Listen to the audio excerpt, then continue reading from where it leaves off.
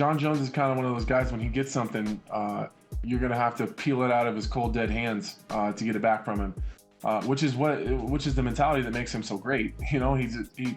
Once he's got something, it's his, and you're gonna have to take it from him. So that was a cool look into where John Jones is at personally, where he was willing to make the type of decision that doesn't necessarily benefit him that much, and it does benefit a lot of other people. As you know, I'm not typically the guy that's got a whole bunch of nice things to say about John Jones, but that's a noble thing to do, and he could have held on to that title for a long time and gone up to heavyweight and done his thing, and talked about coming back down and not coming back down and drag everybody out for a long time.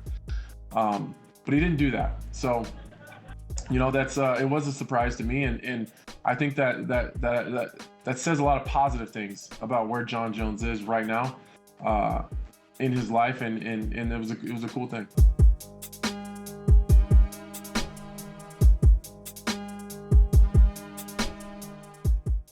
So, of course, when you look at Petr Yan, he had a great fight against Jose Aldo.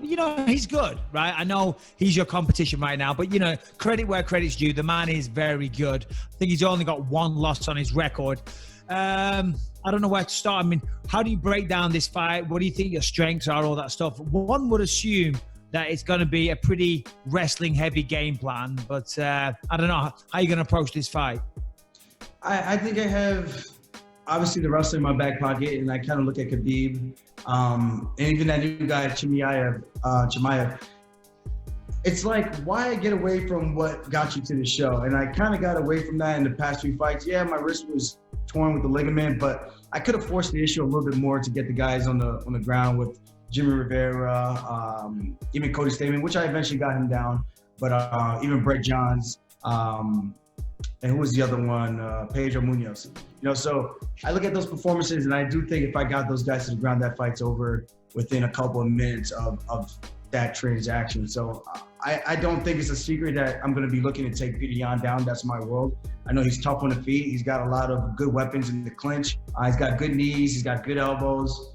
And he sits down on his punches a lot. And I think that's going to be the difference. I think for me, I have the speed advantage, and I can pick apart kind of what I did with Pedro Munoz, and that's going to leave a lot of openings for me to get into the takedown situation. I know he's bringing in guys, but it's a difference when you're in there going live and you're fighting, and a guy is trying to smash you with elbows. So the thing with Corey Sandhagen, he wasn't able to defend the choke, so I got the choke pretty early. But the next thing to come after that, I don't get the choke. I'm transitioning the mount, and you could go out that way with the ground and pound. So it really just depends on him.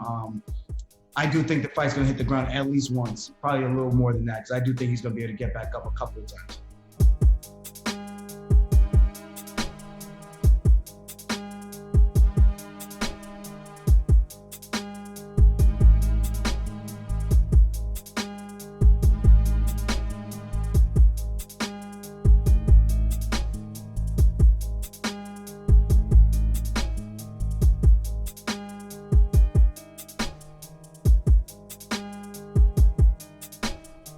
I'm going to be very honest with you. I do have a message. I've been seeing.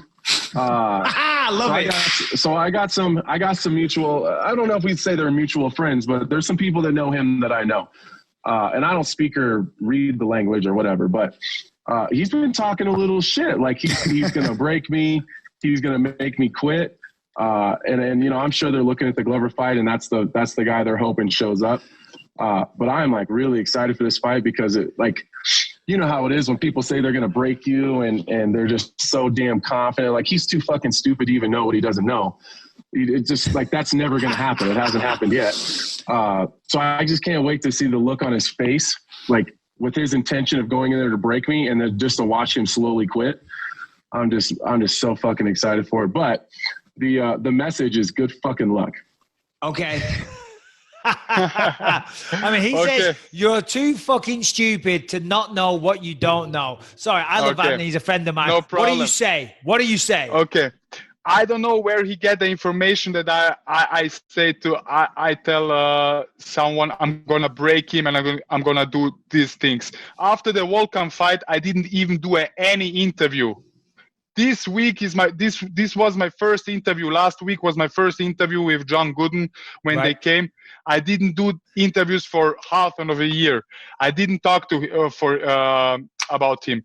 So I don't know where he get this message, and what can I say? He's, of course, he want to promote himself, and he speaks like he needs some confidence more, when he tell you something, he's getting confident. We will see on Saturday, I hope he's in the best shape of his life. I hope. And yeah, we'll see on Saturday after the fight. Like I said, I can see he's a little bit pissed, but I don't give a fuck about this. I don't give a shit about this,